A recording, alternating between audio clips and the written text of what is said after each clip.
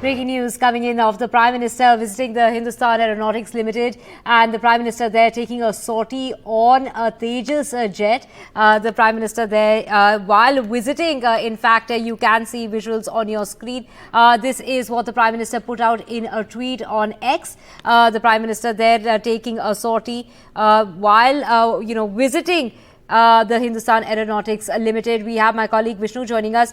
Vishnu, Tejas, a light combat aircraft where, like several countries have shown interest in buying Tejas, and the Prime Minister there while visiting, during that visit to the Hindustan Aeronautics Limited, taking a sortie on that light combat indigenous capabilities, and leaving me with a renewed sense of pride and optimism about our national potential. This is what the Prime Minister said post a tweet. This was on a dual-seat Tejas trainer aircraft.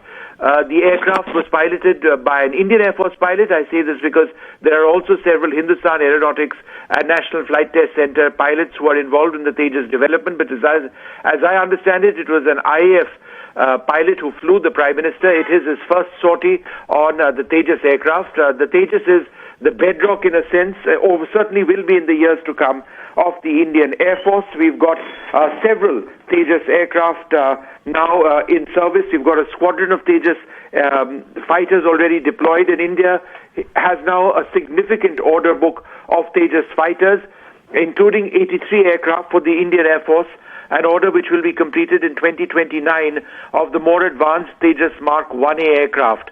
Now, the Tejas trainer that he flew today, one of a brand new set of trainers which have been handed over to the Indian Air Force. These trainers are fully combat capable.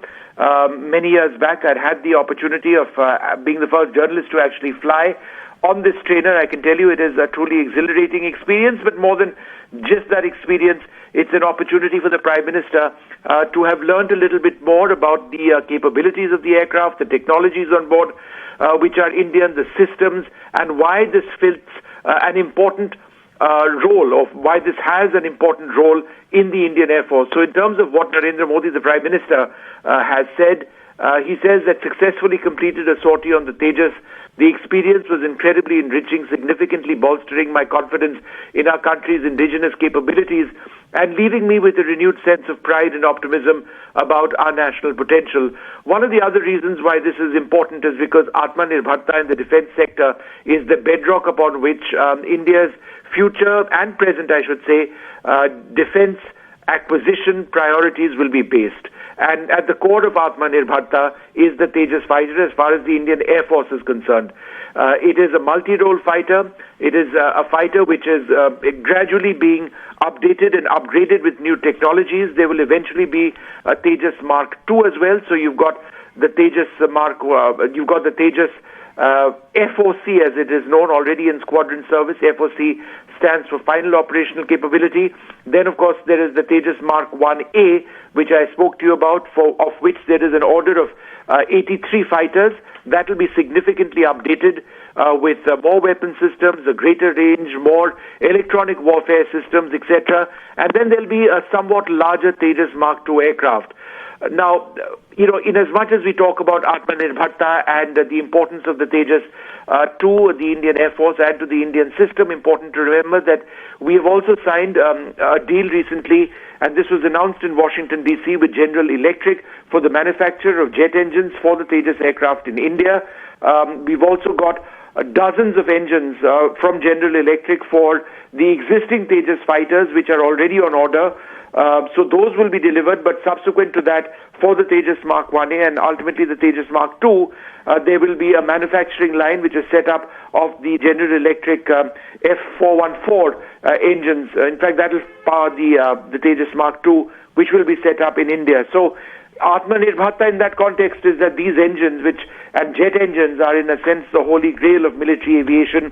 Those will now be manufactured in India. That will set up an ecosystem of jobs in the country, of knowledge in the country, and would actually be a huge stepping stone towards our future aviation ambitions. But I think it is important today, and I will add one more key point over here.